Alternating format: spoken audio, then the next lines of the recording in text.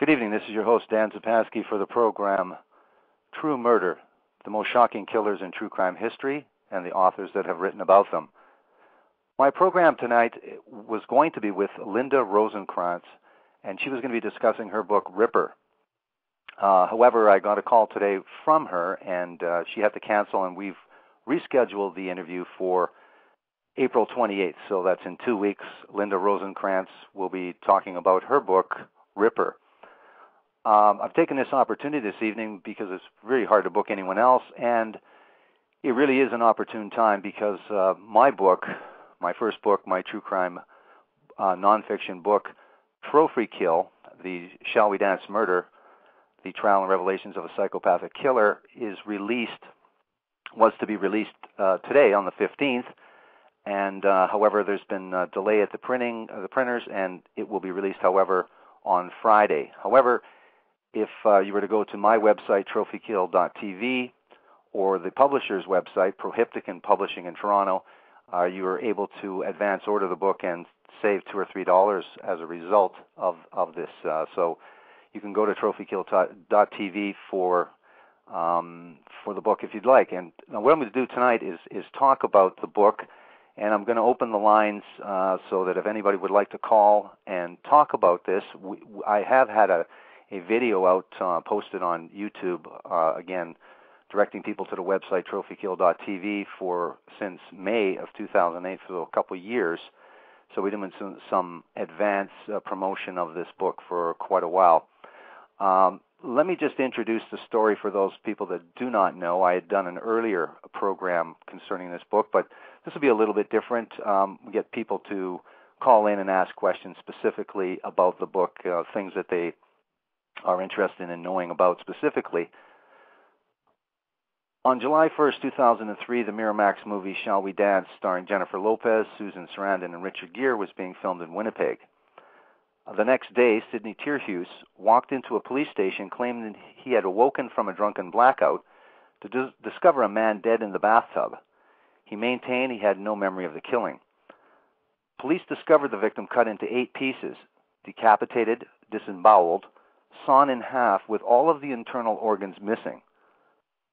The dismembered and mutilated corpse was posed, crudely reassembled, with Susan Sarandon's gold necklace found a few feet away from the murder horror spectacle. Through a fateful turn of events, journalist Dan Zupansky has an opportunity to correspond with the killer. He gains his trust and is eventually sent a series of shocking letters and diagrams outlining every graphic and horrific detail of the murder, organ removal, and sex with the corpse. He contacts authorities with the evidence he has and is suddenly thrust into the trial as the prosecution's star witness testifying against the killer, desperate to see him sentenced to life in prison. Prosecutors have the burden to prove that Sidney had the necessary intent to kill. If they fail, Sidney walks the streets again.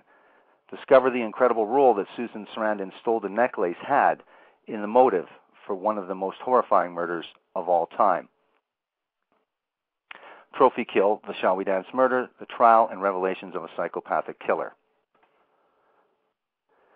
And what are included are the killer's revelations, trial transcripts, and 15 pages of shocking drawings.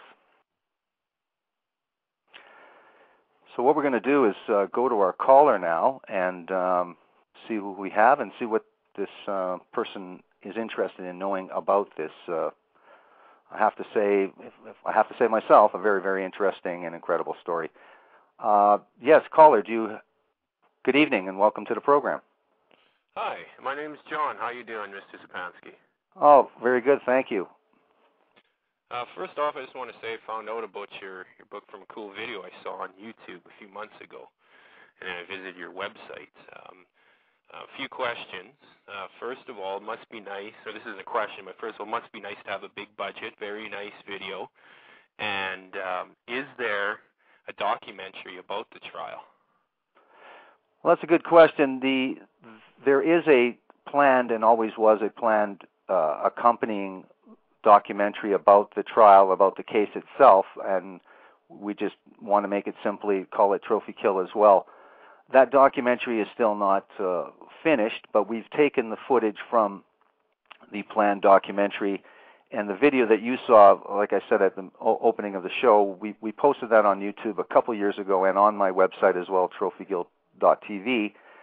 We also have, in the next couple of days, as part of our promotion for the book, 2 more videos that are going to be posted on YouTube and all kinds of other video sharing sites that are very popular these days, and that is one of the ways that we're going to be promoting our book. So I'm really happy to hear, John, that you did get to see that video on YouTube, and that directed you to our website.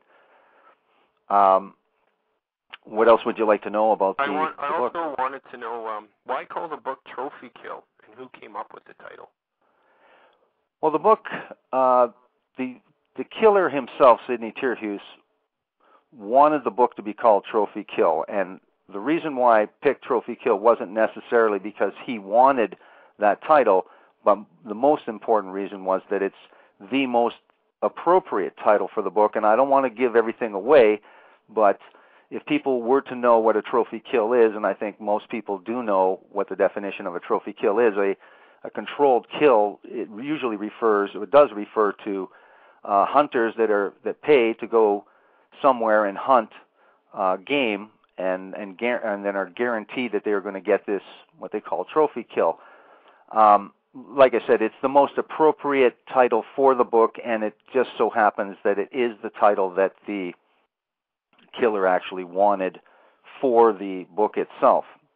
If so that does answers the killer your question. actually implement that that his victim is like a deer or something to be slaughtered, like a game? Well, I don't want to give everything away from the book itself, Okay. but he does refer. If you read the trial transcripts that are on the website itself, he does refer to the victim as a human trophy. So let's just keep it at that. You read the actual documents. What's interesting, and that I had the opportunity to purchase the transcripts. I was corresponding with the killer himself, so the actual documentation is one of the big features of this book. The actual authentic documentation is included in this book. Oh, I see. I know that Susan Sarandon's stolen jewelry was found at the crime scene, but why also title the book "Shall We Dance Murders"? What does their stolen necklace have to do with this story? Well, the thing is, as I mentioned before, the jewelry was found at the crime scene, very close to the victim's dismembered and mutilated body. And very quickly, the police determined, from whatever, I'm not sure for what reason, but they determined that the necklace had nothing to do with the crime scene itself. I won't go into too much because that would be another story of what I think the reason why the police determined that this necklace and the stolen jewelry was not part of the motive for this. But in the book, as I've said, discovered the shocking role that Susan Sarandon's jewelry did have in this.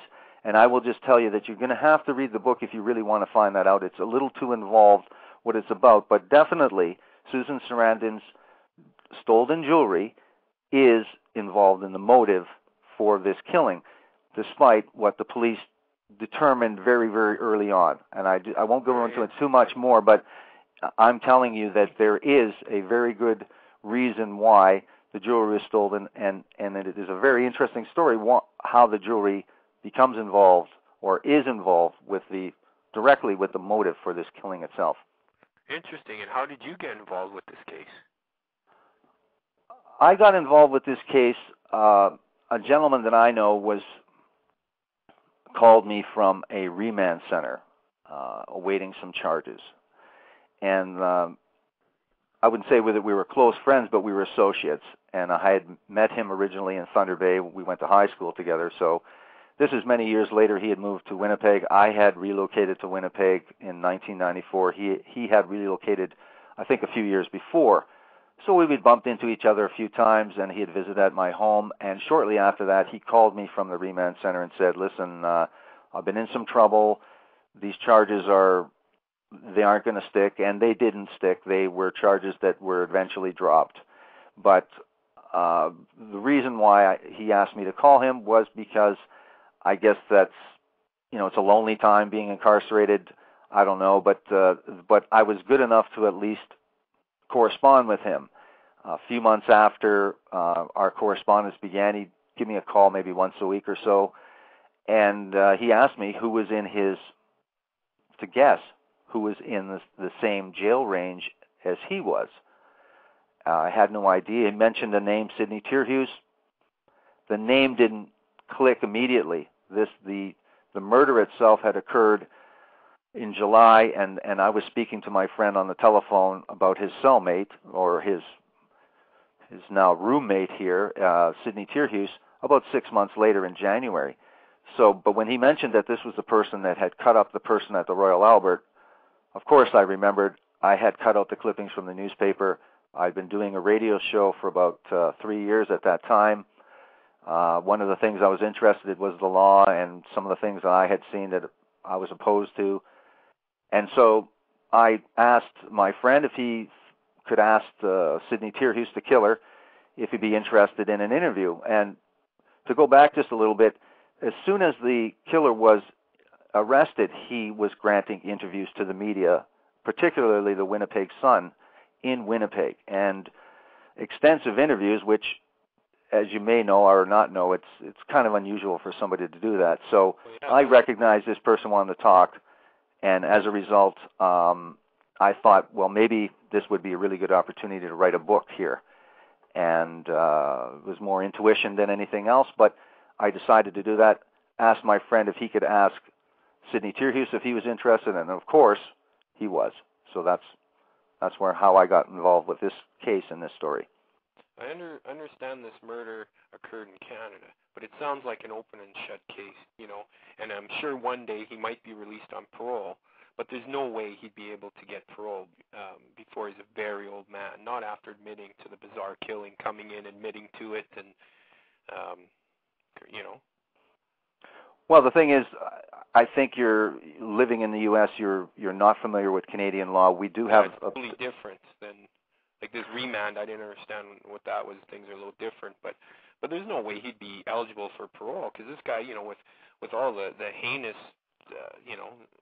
all the stuff he's done to this individual, that there's no way that he'd be out till he's an old man, because he's, in his 30s, so he probably, for at least 30, 40 years.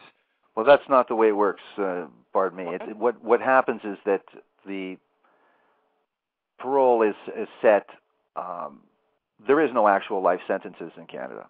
There is no such sentence as an actual life sentence without parole. So there's no... We start off with that. We don't have the death penalty. A lot of the states in the U.S. don't have the death penalty. Lots of states in the U.S. aren't actually executing people, even though they have a death penalty. But the way we start is that we do not have a sentence of life without parole. We do not have, say, you may have heard of Robert Picton in British Columbia, the pig farmer that is accused of killing upwards of 49 women. However, he was tried for 6 women, and despite being sentenced for 6 murders, he still only is charged with 1 in terms of sentencing. There's only a consecutive. There is no consecutive sentencing. It's called concurrent sentencing. So we also have even voluntary intoxication can result in a charge being reduced from first or second degree murder to manslaughter. Even though manslaughter, a life sentence is allowable in following precedent, according to what the Canadian law says. A lot of these sentences are around 4 years in total for something that would be considered murder in the United States. We are having cases where it's considered manslaughter because alcohol is involved or provocation is involved. And we had something that was just changed by the conservative government, which is very similar to your Republican government, a more conservative government where that government ended the 2-for-1 credit for pretrial custody time. So a person would spend, say, 3 years in custody awaiting their trial. That would count as 6 years. So you can see that how you could get easily in 3 or 4 years somebody released from prison doing their full time for a charge that would, in the United States and other jurisdictions in the world, will be considered murder. Wow. So there is that difference in Canadian law. So why there was this urgency and this desperation for me, and why I was personally afraid of anything other than this person being convicted of second-degree murder, is that certainly if he was convicted of manslaughter, he would be out before he's 40 years of age. Wow. And he would realize that I testified against him and betrayed him. And there's much more to the story. Anybody that's capable of doing this, in my personal belief, should never be released from prison, let alone in a few years. There is no fixing, and that's why the title of it, I do talk about the psychopathic mind and consider this a psychopathic killer. So I'm maybe getting a little bit ahead of you on some of these questions, but yeah, I didn't know that about the Canadian law. It's quite different. But did Sidney Terhune pay for his defense, and who was his lawyer? Well, in Canadian law, unlike, again, American law, and I'll continue, is that in American law, if you do not have the funds for defense counsel, then a lawyer will be appointed to you.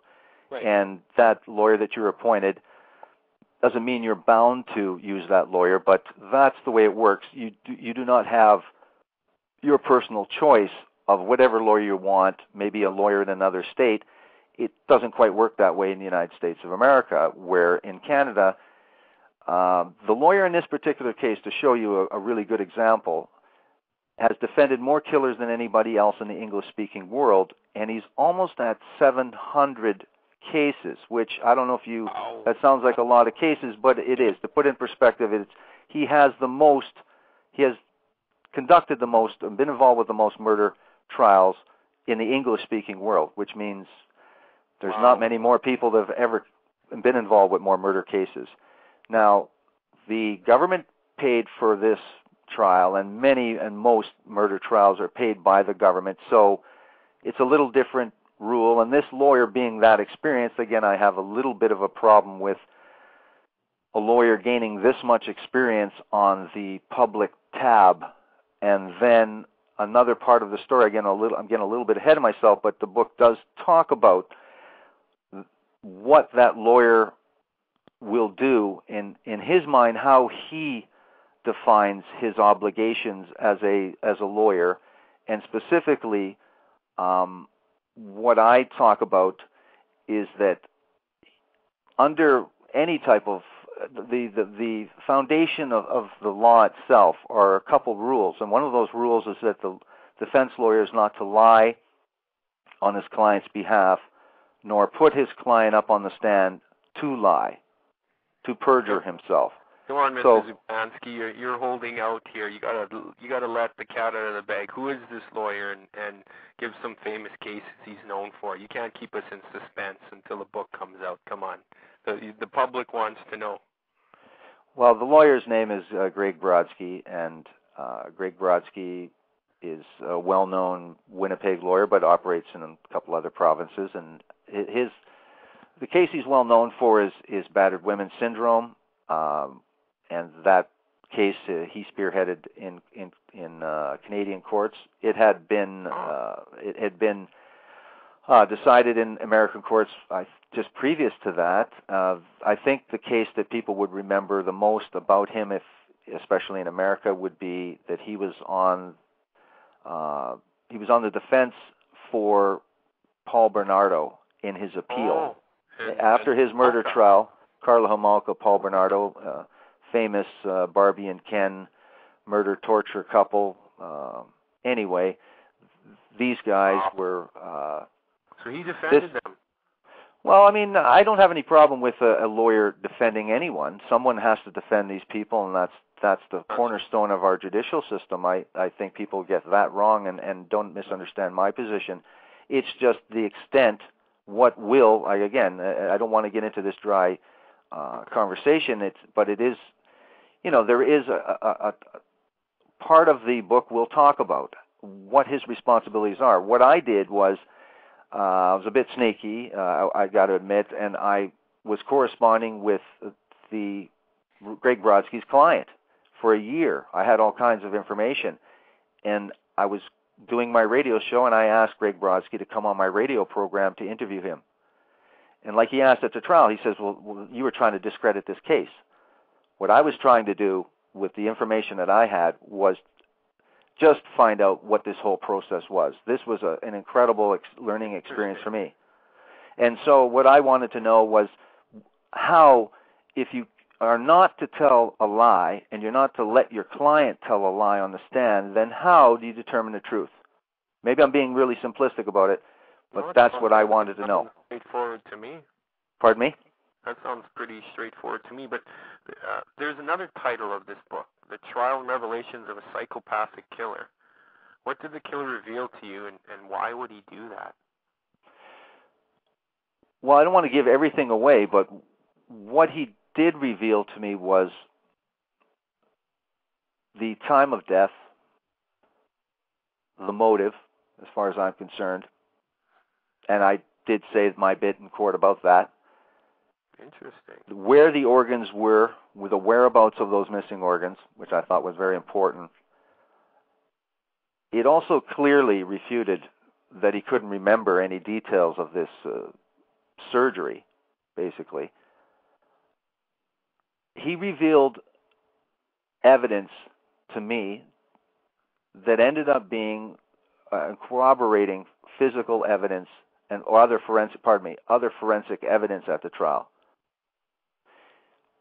The information that he revealed to me, as the newspapers, the Free Press, the Sun, the judge, the Crown, everybody admitted, was the most important part of the trial.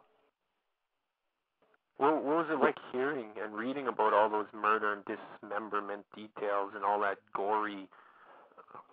Well, I got to say it was real difficult in the year, because he would call me on the telephone and he would obviously send me letters.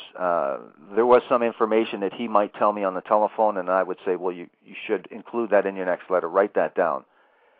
So we really did have a book project that was going on together. He did realize we were writing a book. And the information that he told me that ended up being the evidence at the trial, because I came forward and said, this is evidence. I'm not going to hold back on this.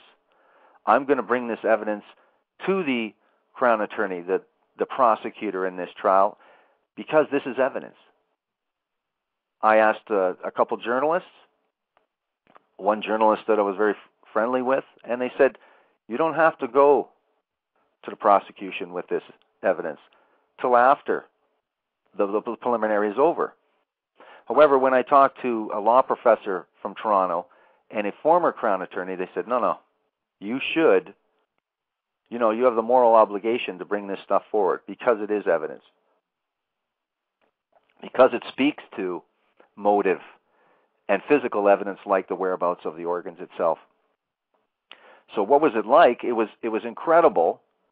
I got to admit, in a weird way, it was exciting to be getting this kind of information because I had read these kinds of books. Not that these are the only kind of books I ever read, but it was communicating with a genuine psychopath.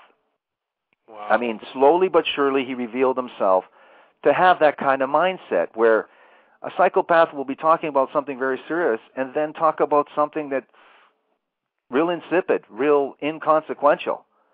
Wow. And that's not even a poor example, but it took a fair amount of time before the details of the actual killing came out. Before that, he gave me an incredible amount of information about his background, about his life. He was adopted when he was just an infant, or put into foster home, and the people that had him in the foster home eventually adopted him 3 years later.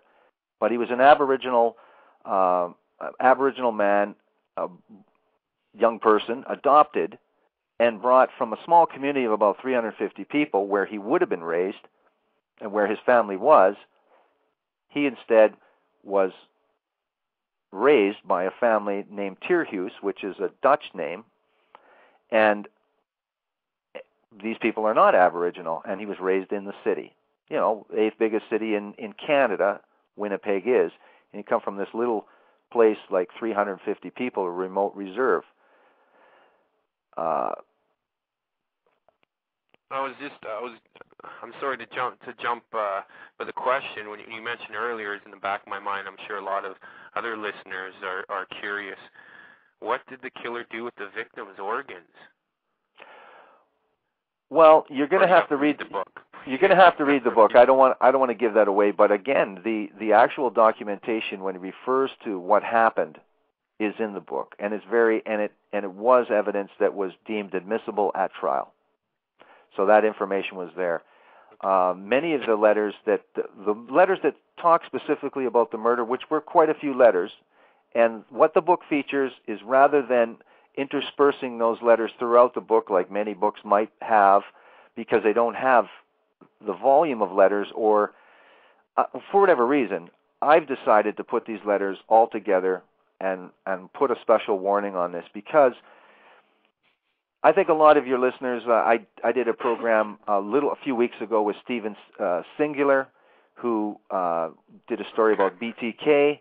BTK is one of the worst criminals in terms of taunting police, taunting the victims, and then reveling in his revealing of circumstances surrounding the murder and the sexual background of what he did with these victims, and some of them children. There have been other killers as well. That another one was The Creation of a Serial Killer by the late great Jack Olson. Okay. Basically, it almost sounds like an account of the serial killer himself. He's the happy-faced killer from Seattle. He used to drive truck and killed a bunch of women. And what he talked about is the sheer callousness, of his, it's beyond lack of remorse, his disdain and treating these women like garbage, like nothing, like objects. And I think the true crime audience that's out there has read a few of these books. There are quite a few of these killers. However, it's not something to brag about, because this makes it difficult for some people. The revelations of this killer are not just random. They apply to this victim, and I think and he talks about other murders as well, that these revelations are the most shocking revelations I have ever read, and they're very hard. They are very hard to read, and included are 15 shocking drawings by the killer depicting the murder, and I won't say any more, much more than that. So, and this is not, and I want to stress that this is not gratuitous. This is not in there just to shock you. This is in there because this was included in the trial. It was deemed necessary in the trial. They have something called prejudice. If the information, the evidence is prejudicial to the jury, doesn't have any value other than just to shock the jury, it wouldn't be in there. This material was in there. You're not a trained professional or lawyer. You just seem like an average Joe, journalist. But what was it like knowing you had to testify against a killer at a trial, and how does the prosecution prepare you to testify? Like, you're not a professional or anything. Like, what was that like? Well, knowing that I have to testify against them, of course, trepidation is the word I would use. I mean, I was scared. I mean, at one point, the trial was supposed to go on in 2006, and I had a little meltdown. I remember going back home, and anyway, I won't go into it, but it was like a meltdown because I was so stressed about everything. I also wanted this not to be a story that was in vain, that no one would, or not enough people would know about. I mean, I did not write this story for fame and fortune, or certainly for profit.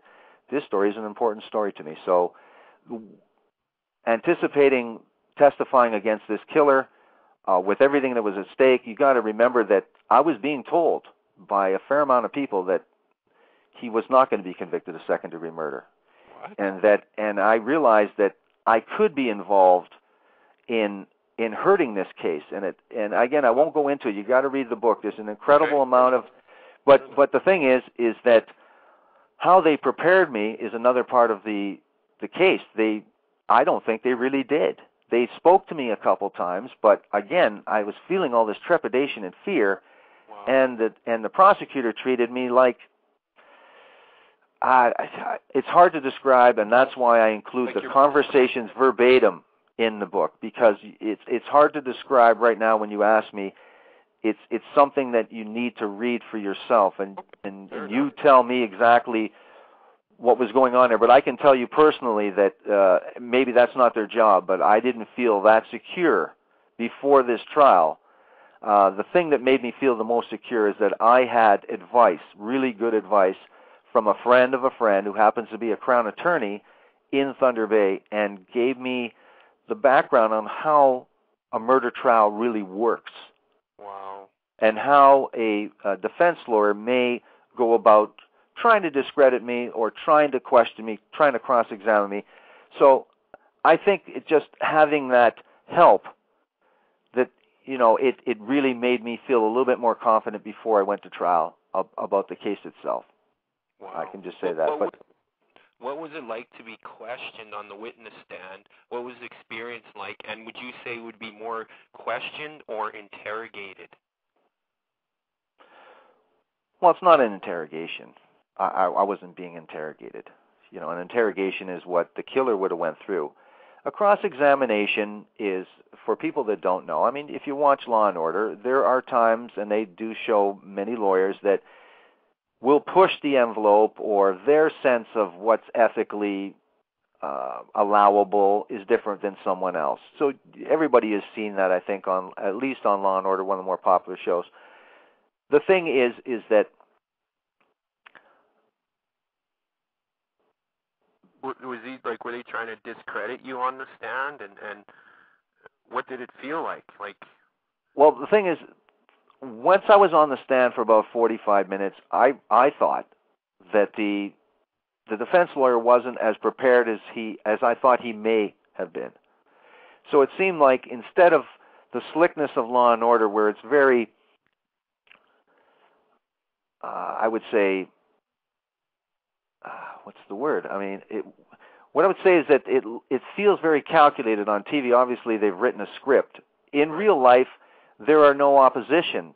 The Crown attorney, the prosecutor, did not object to the line of questioning that the defense lawyer did. It almost seemed like I was on my own. So the first 45 minutes, of course, I'm sitting on the edge of my seat, but a combination of me realizing that this is the way it really was, and the one thing that the Crown attorney had said to me, and I think this is very important, and I will tell you about this, is that the Crown attorney asked me specifically, there was one thing that the killer had sent me in the last letter, and it said that everything he had told me previously was a lie and was fiction, and it was just based on the true crime stories of John Wayne Gacy, Dennis Nielsen, which is the Jeffrey Dahmer of England, Aileen Wuornos, the female serial killer in the U.S. who killed her clients and robbed them, and Ted Bundy. Now, he said he put all those stories together and made a fictional story. And why he said that was that I had notified him that the law had just passed preventing criminals from profiting off the notoriety of their crime. He hung up on me and sent me a letter and said, I didn't hear anything about it. I think you're just trying to rip me off. By the way, everything I've told you is a lie. It's just based on serial killer stories. And at trial, and before the trial, the Crown attorney, the day before the trial,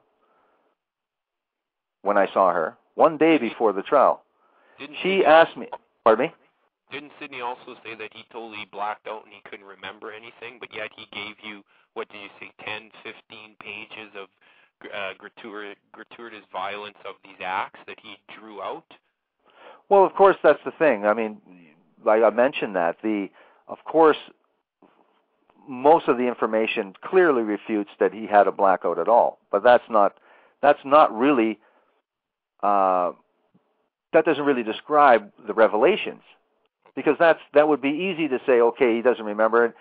That's fine. And I believed in my heart of hearts that I would find that out very quickly or soon enough. But there was no real motivation for Sidney to send me the letters that he did and tell me about the things that he did, other than he wanted to relive, rehash, revel. He wanted to re-enjoy what he had done. He wanted somebody to know. And when you look at you read all of these books, which are about serial killers. Okay. The mindset of the psychopathic killer, the mindset of the serial killer, is that these people eventually want to tell somebody more than they want to evade capture. It is their demise. However, it is a burning need after a while. When you look at the Happy Face Killer, he had to contact police because somebody else, weirdly enough, had confessed to his first murder. So he went out of his pattern. There's a pattern to all these serial killers. Well, the thing is, like you say, Sidney was charged with one murder. However, I talk about the serial killer profile itself, and in that serial killer profile, all I'm saying is that Sidney Tierhuis fits the serial killer profile perfectly, like a carbon copy. Now, do I have any evidence? Do I have the names of the victims, and do I have their remains? No. At the same time, I can tell you, without giving you any detail, that I have made advances, we'll say. I've made inquiries about the possibility that he has killed before. I have tried, to a certain extent, to investigate if there is any information about potential other murders. What I'm talking about is he fits the serial killer profile exactly. And that serial killer profile, not every serial killer fits that profile. Well, what we're talking about is not a profile to predict who he is and to determine, here's the crimes and now I'll find him based on this profile. The profile is much better when you do it afterwards. When you use the profile to say, this killer fits all of these other serial killers, method of operation, shares signatures, those unique aspects of the murder that they continue, they may accelerate. A lot of the features of the serial killer, the worst of the worst, are that they want to contact the police, they taunt police, they want to taunt the victims, they want to undermine their victim, try to rationalize their deaths, try to achieve their own celebrity from what they're doing, and can't believe that people think they're such a bad person. It's an incredible, psychopathy is an incredible thing to witness when it's right there in front of you. I witnessed a genuine psychopath accused of one of the most horrific murders ever known. In the taunting, the posing, the reassembling of the body, the calmly walking into police and saying, hey, listen, I blacked out and I found this guy in the bathtub. Not preparing the police for what they found, which I call a murder horror spectacle, because even Jack the Ripper didn't take all of the organs, remove them as just to gain notoriety. That's exactly what I was just going to say. Like this, for him to do this just once, the first time, to cut up, to execute, and yet Jack the Ripper never even took away the organs. And then where are the organs? And to do all this, such a heinous crime, to cut it off and then say, I don't remember, and then draw, great detail. I understand that Sidney took the stand in the trial. What was it like, and how did the killer act when he testified? Like, to be so cold, and like I say, the reason why I asked that question is to tie it in. How could somebody do this just once? Execute this so perfectly, drawings, everything, and then come to the police station and go, I blacked out, I can't remember. And then when you go in the trial, what does this person say? What was it like? That must have been bizarre. Well, the thing is, I testified on a Monday, and he testified on a Wednesday.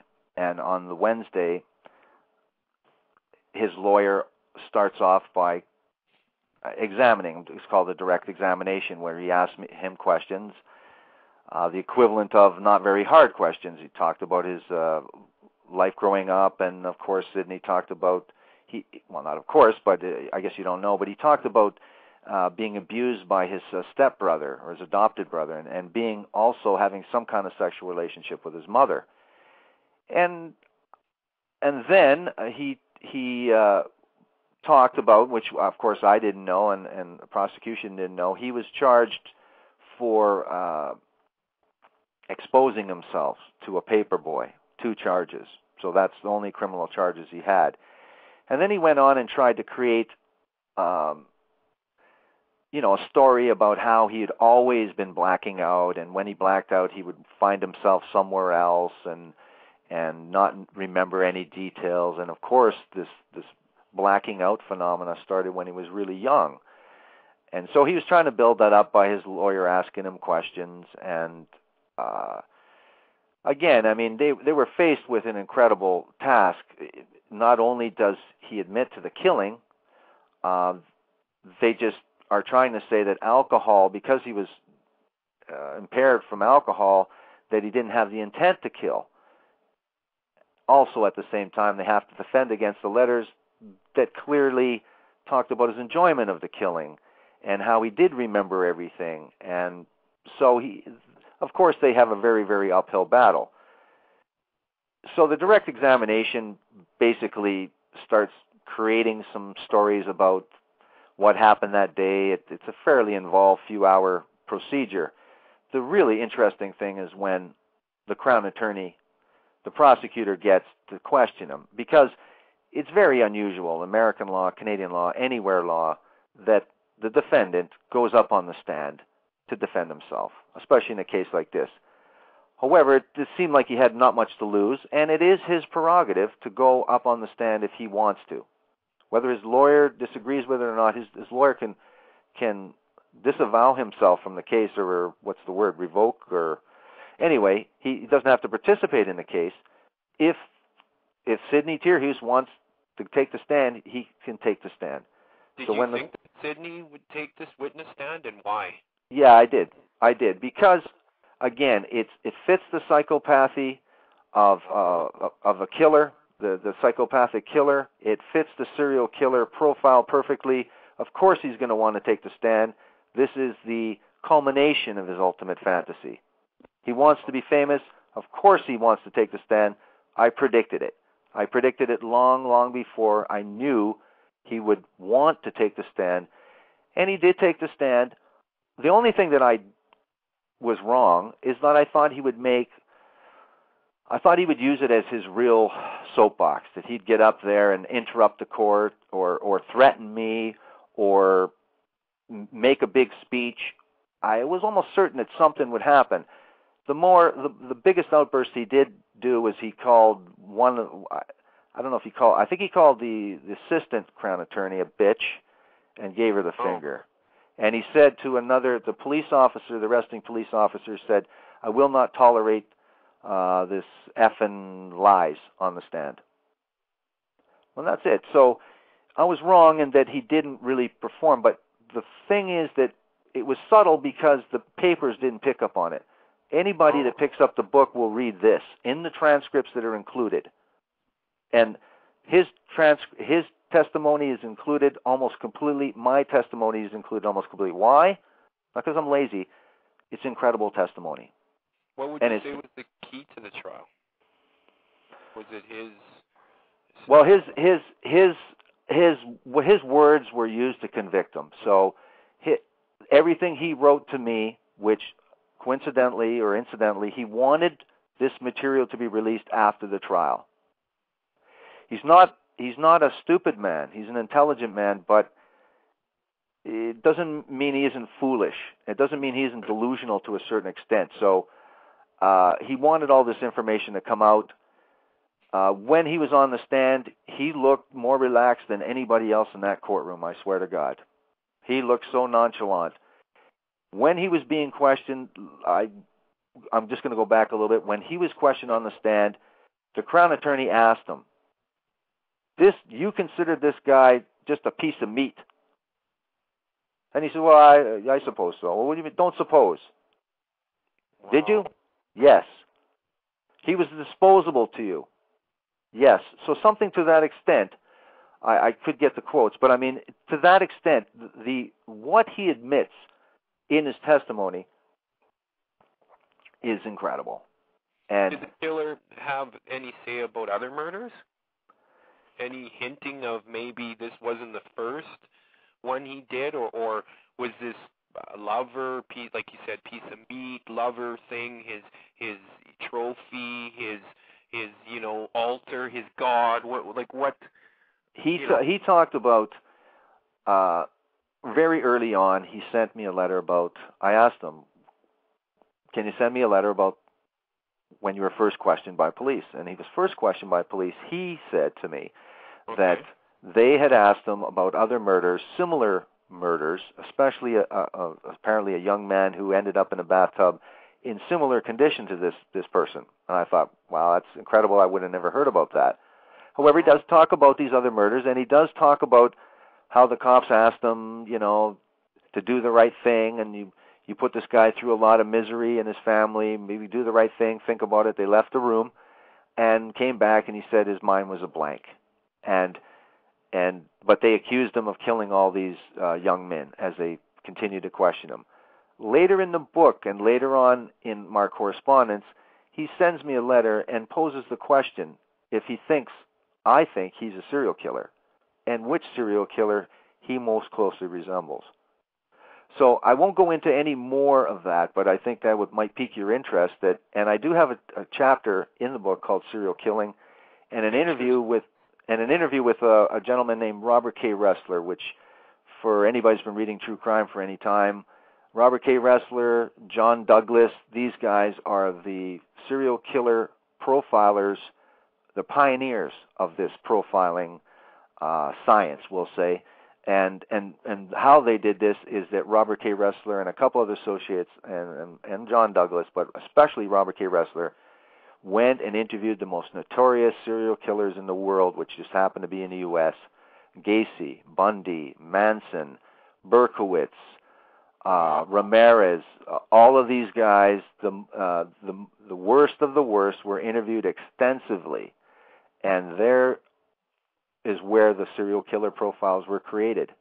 Well, isn't it okay? I'm sorry to interrupt you, but another Canadian crime, the Picton, isn't that once he was convicted, they found out that there's more bodies, not just a few, but then after they found out that there is more than just a couple. And I think now, aren't they still even finding bones and parts? Well, the Picton story is a different case, and I mean, the thing is, with the Picton case, he was only charged for 6 murders. There was a good possibility of another 26, but the incredible cost of the trial, again, taxpayers footing most of the bill, even though this guy had a fair amount of land and is half or part landowner out there in a valuable property in British Columbia.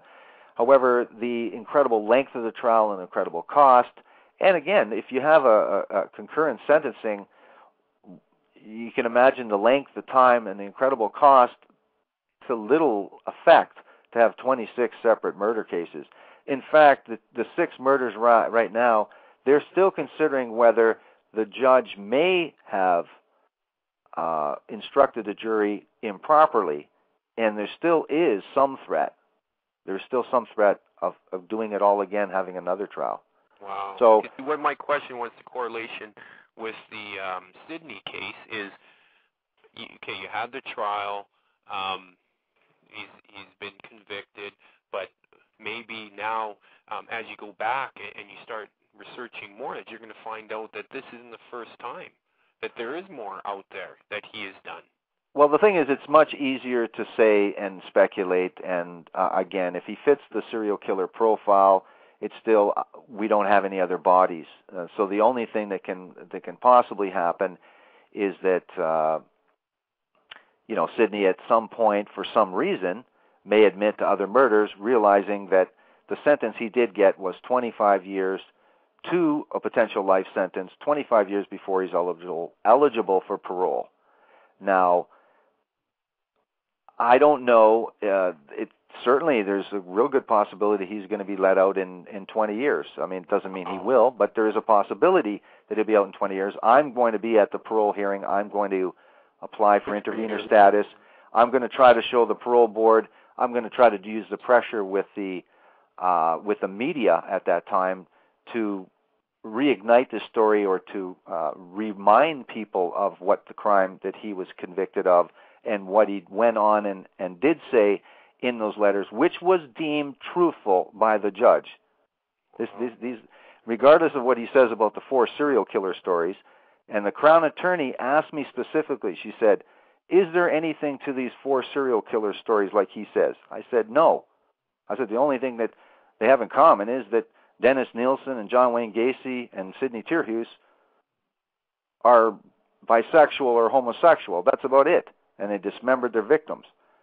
And she said to me, when you're asked that question on the stand, you are to say that there is some comparison between those other crimes. Otherwise, Mr. Greg Brodsky will turn you around, Mr. Zupansky. Do not think you're much smarter than you are.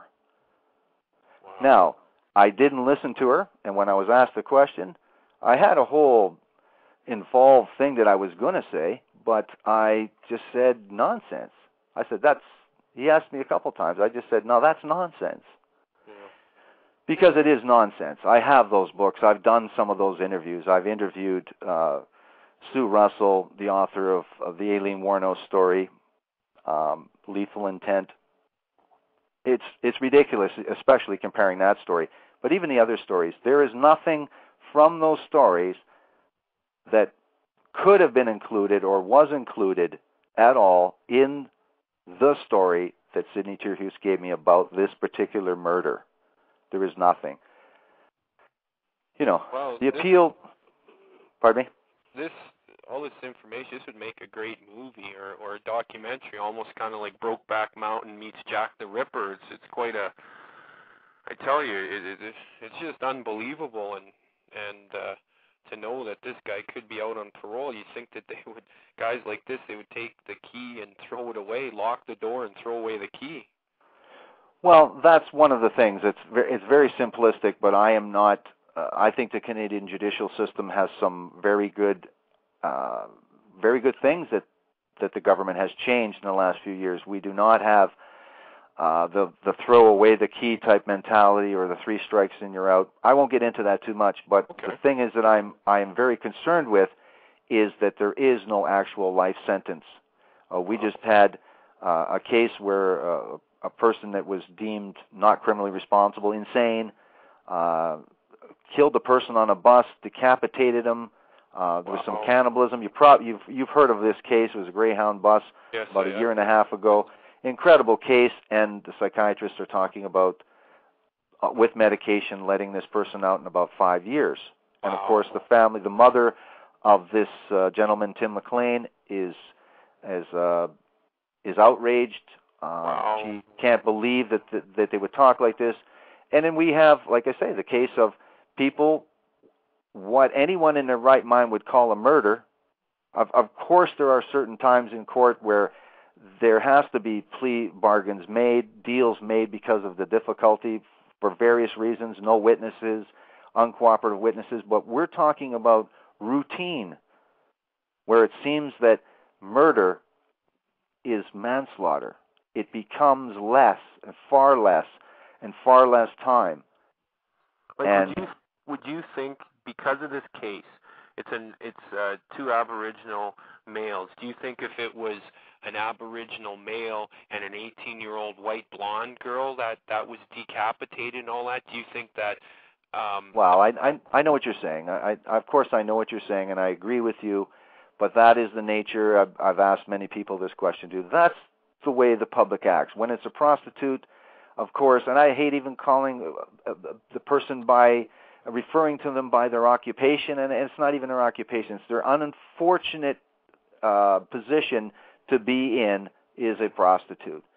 And so, but yet that's who the psychopathic killer, the cowardly killer, the serial killer picks as a prostitute.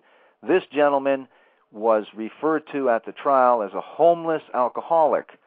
I never saw any evidence to prove he was an alcoholic. I never saw any evidence to even show he was homeless. At first, he came from a reserve, which was a couple hours away from Winnipeg, to come in for Canada Day and to visit his sister. Well, did he have a legal address? I couldn't get that information, but what I'm saying, there's no reason to depict him as a homeless alcoholic. There's no reason to talk about a female victim as a prostitute, we'll say, because what it does, it allows people to rationalize why some people are more apt to be a victim than other people. The reason why they're a victim because they're vulnerable and they're available and no one will miss them likely.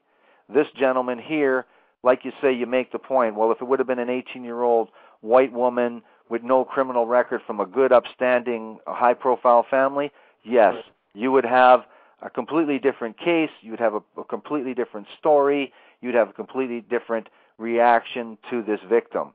Do you think the government would then change the law to, say, life imprisonment for, say, such a heinous crime if the situation, the elements were different? I think that in light of a case like this not really getting full national news exposure, national coverage, it was on a CTV television across Canada. It was carried by the Canadian press across Canada, but not a genuine national story. We have the Bernardo Homolka, we have the Robert Pickton, and this story seemed to not. They didn't want to know about it for some reason. The thing is that all of these cases are good examples of cases that the Canadian public should read about, and everybody should read about for just the stories themselves. They're fascinating stories. They're incredible killers. They're unique crimes of murder, shocking, bizarre cases, interesting on every single level. So I don't know if that answers your question, but yeah, it does. It was really nice talking to you, Mr. Zupansky, about the trophy kill. And the next question: where's the best way to get a hold of the book? Where is it available? How do I get it? Well, you went to the website before, and I thank you for asking. You go back to Trophy Kill, one word, trophykill.tv. That will refer you to the Trophy Kill store, which is on the Prohypticon publishing website. Prohypticon is spelled Prohyptikon, so that's why I get you to go to the website, trophykill.tv. It's just a little bit easier. You can get the book now on advance, order it in advance and save yourself a few bucks. It's a bit pricey, but we've got a great cover. It's a very collectible book. It's about 400 pages. Nice. Good reading.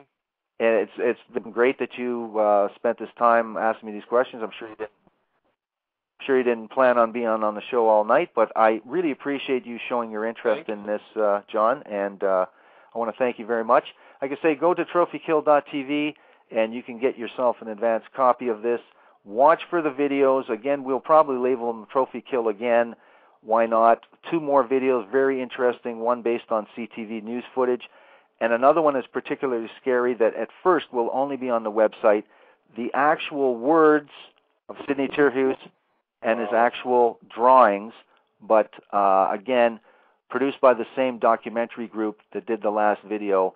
This one is just too scary to describe, I'm telling you. Go to the website in a few days and see that. And again, I want to thank you very much, John, for the call. I want you to have a good evening. Good luck, Dan, with the book, and I look forward to reading it, and I look forward to seeing a movie or something that's tied to the book. Well, thanks very much, John. You have a good night, eh? You too. Thank you. Bye-bye. Bye.